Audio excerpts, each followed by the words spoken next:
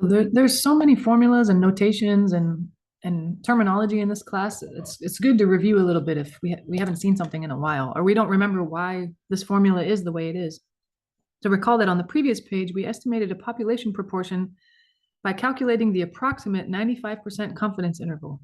We used the following formula. So it was p hat, the sample proportion, plus or minus 2 times the standard error, which was the same old standard error, but now we're using p hat, the sample proportion, instead of regular p, the population proportion, because we don't necessarily know what the population proportion is. Usually that's what we're looking for, or what we're trying to estimate in a statistical study.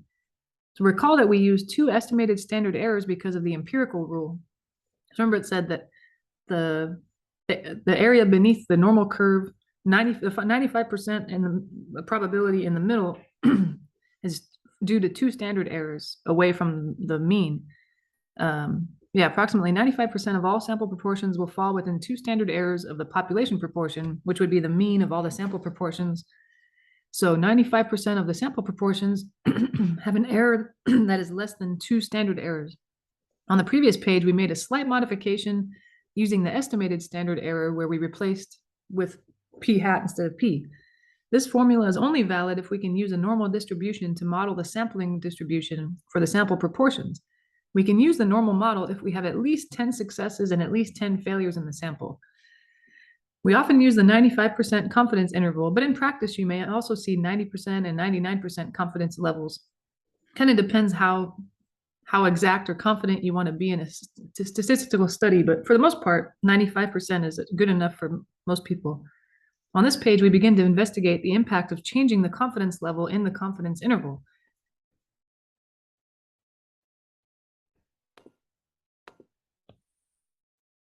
This example will look at community college and gender. Again, we saw that in the previous page. Recall from the previous page that students in a statistics class at Tallahassee Community College wanted to determine the proportion of female students at Tallahassee Community College.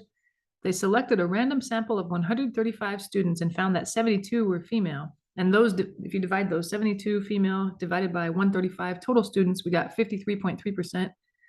And previously we calculated an approximate 95% confidence interval.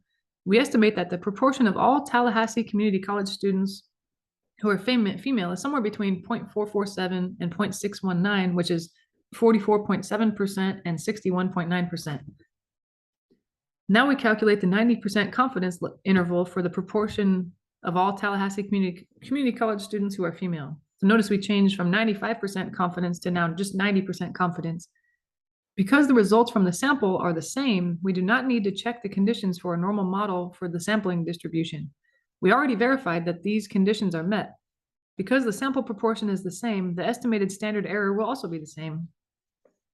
So we would just be doing the same calculation again. We might as well just use the work we did on the previous page there. But the margin of error will change. Recall that 95% confidence interval is within 2 standard errors of p. So we estimated the margin of error for the 95% confidence interval by multiplying the estimated standard error by a z-score of 2.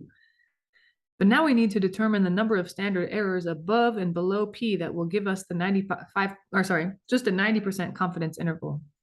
So we need to figure out the z-scores that will give us the middle 90% of the distribution. So it's been a little while, but remember that the z-scores give us the area beneath the curve, which is the confidence level that we would need in this case, 90%.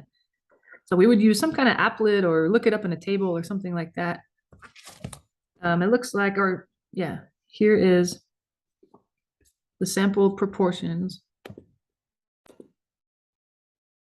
It looks like in this case, if you use an applet or you use a table to look it up, either way, for 90%, you want to know 90% middle area beneath the curve, the z-score you're looking for would be 1.65. So we would multiply that. That's why before, when you want 95% confidence, then you would look for a z-score for 95%. So that was 2. That's why we always did 2 times the standard error before. But now if we change our confidence, we don't need to be 90%. Maybe 90% is too exact or too confident. I mean, we can kind of loosen it up sometimes. We only want to be 90% confident that something's the case, that a sample proportion is the case. So we have to look for a different z-score. Before it happened to be 2. That was a nice number. Now it's 1.65. And yeah, I didn't calculate that. I mean, there is a way to calculate it as we saw before, but you would usually just look it up, a z-score of that. Okay. Technology is used to determine the z-scores that mark off the middle 90% of the sampling distribution. The z-scores are plus or minus 1.65, as you see here beneath the curve. The kind of the x values on the x-axis that cut off the green area from the blue area are those numbers. On the left, negative 1.65, on the right, positive. Using the values in place of 2 in the margin of error gives us a 90% confidence interval. So if you ever want to find a confidence interval that's not 95%, which we've been focusing on, you just need to find a different z-score, replace the 2 in the formula that we had, where it was the population proportion, or sorry, sample proportion now, plus or minus 2 standard errors. That was what the confidence interval would be for 95%, but now we just need to figure out in place of 2, what's a different z-score that's associated with this new percentage that we're interested in. So for a 95% confidence interval, we did the math earlier, and the lower number, the p hat p hat minus 2 times the standard error was 0.447. The plus one, the p hat plus 2 standard errors was 0.619. But now if we're just interested in 90% confidence, we would replace the 2 in the formula with 1.65.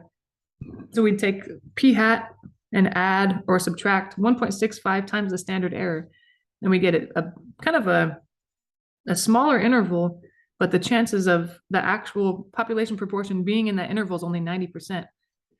So note frequently that you will see the z-scores that mark off the middle 90% of the sample proportion represented more precisely as, so we kind of rounded. If you have 1.645, you can round that to 1.65. That's what we saw. But sometimes they want to be more exact and use a more precise version of that z-score. Instead of rounding to the nearest hundredth, we round to the nearest thousandth. So what's the impact of decreasing the confidence level? We were kind of starting to talk about it a little bit.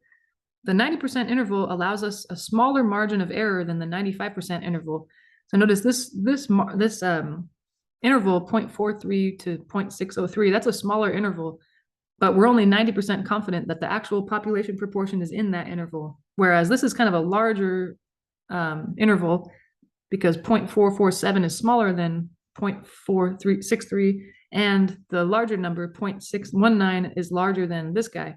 So it's like the 95% confidence interval is a certain width. It's kind of a larger one. The 95% is a smaller one within there. The 90%. So it's a smaller interval, which kind of narrows down where the population proportion could be, but you're only 90% confident it's in that green one, as opposed to I'm 95% confident it's somewhere in this bigger purple one. That's kind of like the idea of what's going on. The 90% confidence interval is narrower, than the 95% confidence interval. It may seem like an advantage, but there's a trade-off because we now have less confidence that the interval actually contains the true population proportion. This is an important point. Lower confidence means smaller margin of error. We investigate this idea in more depth later.